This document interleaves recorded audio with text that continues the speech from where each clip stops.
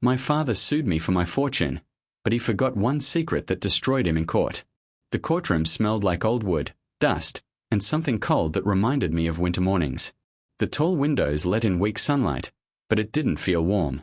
It felt sharp, like it was cutting through me. Every sound echoed: the shuffle of papers, the slow steps of the clerk, the quiet cough of someone sitting behind me. I stood alone at the table meant for the defendant. My hands rested on the smooth surface, but my fingers were tense. I was wearing a dark suit I had bought only a week ago. It fit well, but it didn't feel like me. It felt like armor, something I had put on to survive this moment. Across the room sat my father. He looked exactly the same. Same straight back. Same tight jaw. Same cold eyes that never softened, not even when he looked at his own son. His hair had more grey now, but it only made him look stronger, sharper. Like time had shaped him into something harder. He didn't look at me when I entered. He didn't need to. In his mind, this case was already over. He believed the law would do what it always did for him: stand on his side. 7 years. That number stayed in my head like a slow drumbeat. 7 years since I walked out of his house with nothing but a small bag and a broken heart. 7 years since this town swallowed me whole and then spit me out like I was nothing. I remembered that night clearly. The rain. The shouting. The door slamming shut behind me. I had been young then. Angry. Afraid. I thought leaving would kill me. In some ways, it did. But it also forced me to learn how to breathe on my own. The judge entered, and everyone stood. The sound of chairs scraping against the floor filled the room. I followed the movement without thinking, my body reacting before my mind could catch up. "Be seated," the judge said. When I sat down, I felt my heart pounding in my chest. Not fast, heavy. Each beat felt like it carried years of pain with it. The judge looked down at the file and then up at me. "State your name," he said. I spoke it clearly. My voice didn't shake. I could feel my father's presence even without looking at him. It was like a shadow that never left, no matter how far I ran. This was why we were here. Not because he missed me. Not because he wanted peace. He was here for my fortune. The company I built from nothing. The money I earned with sleepless nights. The life I created after he told me I would fail. He believed it belonged to him. I glanced at his hands. They were folded neatly on the table, calm and confident. Those hands had once held mine when I was a child. They had also slammed into walls, tables, and doors when anger took over. The judge called the case number. My father's lawyer stood first. As the lawyer spoke, my thoughts drifted back to the past, pulling me away from the courtroom for a moment. I saw myself at 18, standing in my father's living room. My bags were packed. My dreams were loud in my chest, but fear was louder. I had told him I wanted to start my own path. I didn't want to work under his rules anymore. He laughed. Not a warm laugh. A sharp one. "You'll come crawling back," he said. "You always do." But I didn't. The lawyer's voice snapped me back to the present. He was talking about sacrifice. About how my father had given everything for me. About how my success was built on my father's foundation. Each word felt like a knife twisted slowly. I wanted to speak. I wanted to shout. But I stayed silent. Because silence had once been my weakness. Now, it was my strength. I looked around the courtroom. The walls were tall and plain. No color. No warmth. Just rules and judgment. It felt fitting. This was the place where truth and lies would finally stand face to face. My father finally turned his head toward me. Our eyes met for the first time in 7 years. There was no love there. Only ownership. That look said, "You are still mine." My chest tightened, but I didn't look away. I had learned long ago that looking away only gave him power. I remembered sleeping on a bus bench my first night after leaving. The cold biting into my skin. The city lights flickering like they didn't care if I lived or died. I remembered promising myself that no matter what happened, I would never beg him again. And I hadn't. The judge cleared his throat and asked if I understood the claim against me. "Yes," I said. One word. Heavy with meaning. I understood everything. I understood why my father was here. I understood what he wanted. But more than that, I understood what he didn't know. He thought this was about money. About control. He didn't realize this courtroom was the last place he would ever have power over me. As I stood there, breathing in the cold air, I felt something unexpected, calm. Not peace, but readiness. The past wasn't chasing me anymore. It was sitting right in front of me. And this time, I wasn't running. My father stood up slowly, like he had all the time in the world. His chair barely made a sound as it moved back. He adjusted his coat, straightened his sleeves, and lifted his chin. He looked calm, confident, like a man who had never lost anything in his life. When he spoke, his voice filled the courtroom without effort. "I raised him," he said, pointing at me without even turning his head fully. "I fed him. I paid for his school. I gave him a roof when no one else would." The words felt rehearsed, polished, like he had been practicing them for years. "I invested my life in him," he continued. "And now that investment has paid off. What he owns today exists because of me." The judge listened quietly, pen moving slowly across the paper. The room was still. Too still. Every breath felt loud in my ears. I stayed seated, silent. My father's lawyer stepped in next, talking about law, about obligation, about how children owe their parents. Each sentence sounded clean and logical, but none of them felt true.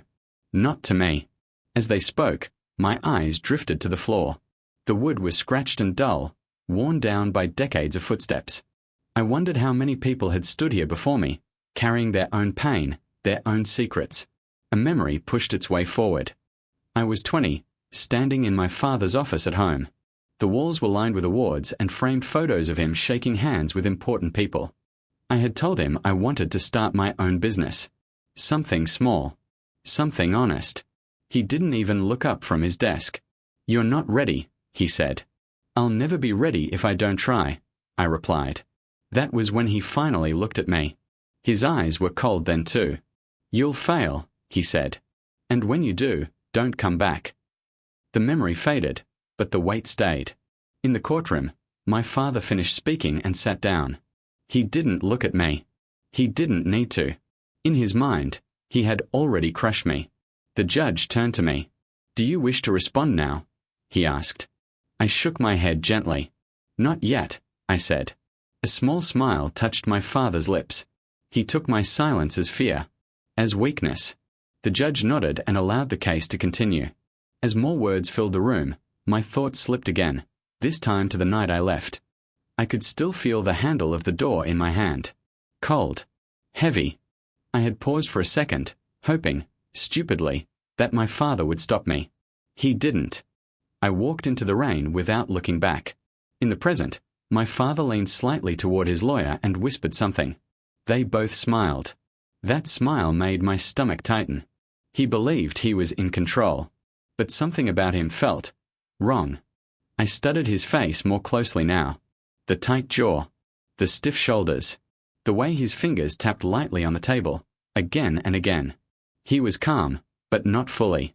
There was a tension under his skin, like a wire pulled too tight. He was hiding something. I didn't know what yet. I only felt it. The judge asked a few questions about timelines, about money transfers, about ownership. My father answered smoothly. Too smoothly. Like he had memorized every detail except one. When the judge asked about my mother, my father paused. Just for a second. But I saw it. "She passed away many years ago," he said quickly. "It's not relevant." The judge nodded and moved on, but my chest tightened.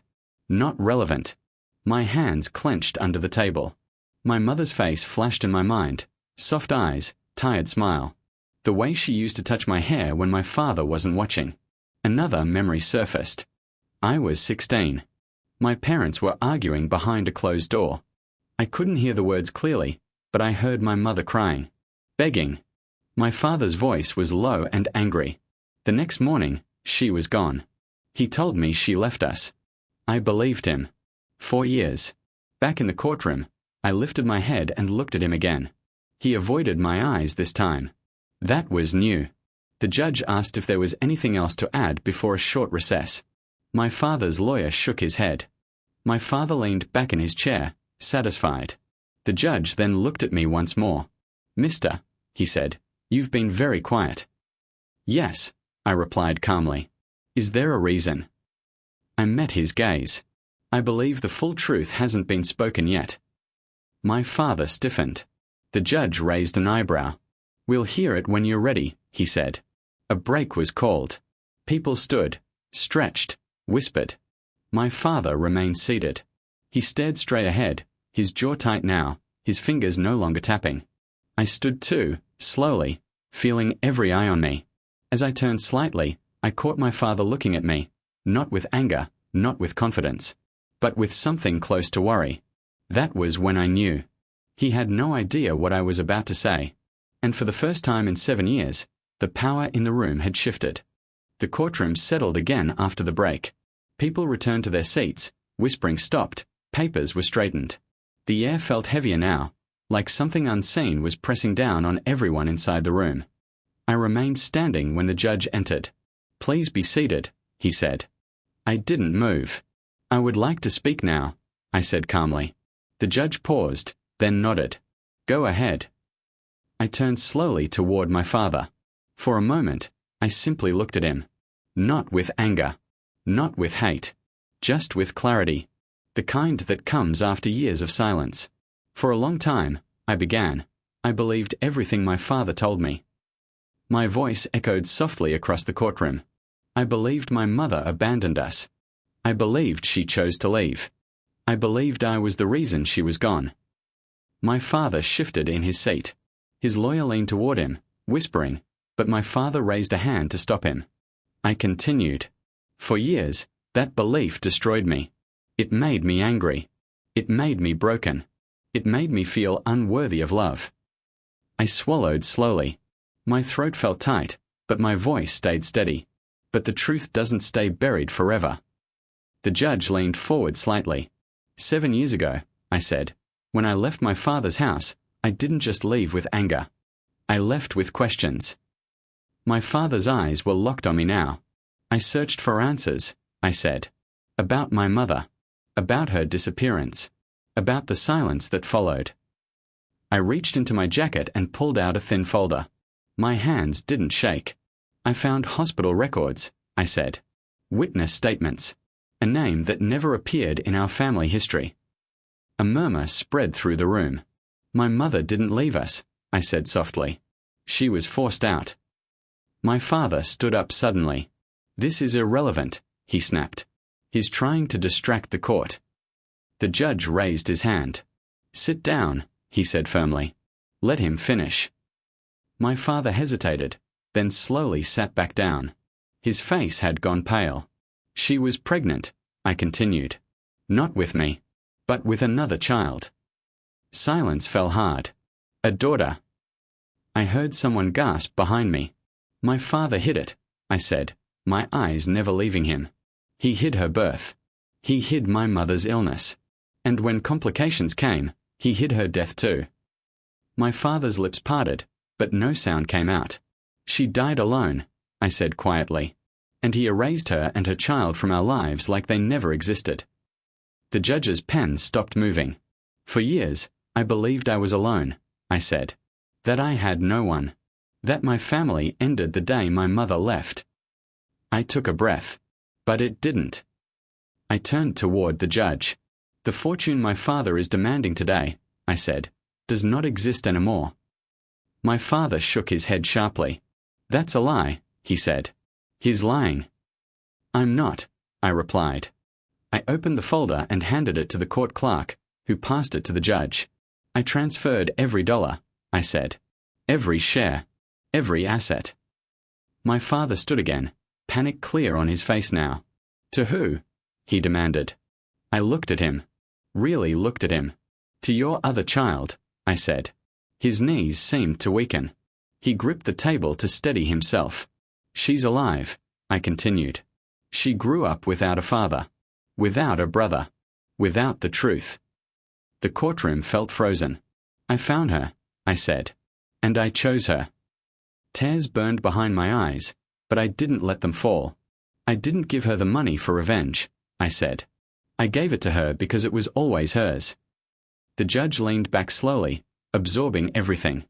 My father's mouth opened again, but this time no words came out. His shoulders slumped. The powerful man who once ruled my life now looked small. Fragile. You demanded everything from me, I said softly. But you already took enough.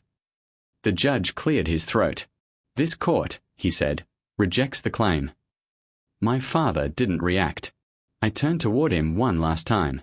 You taught me something without meaning to, I said.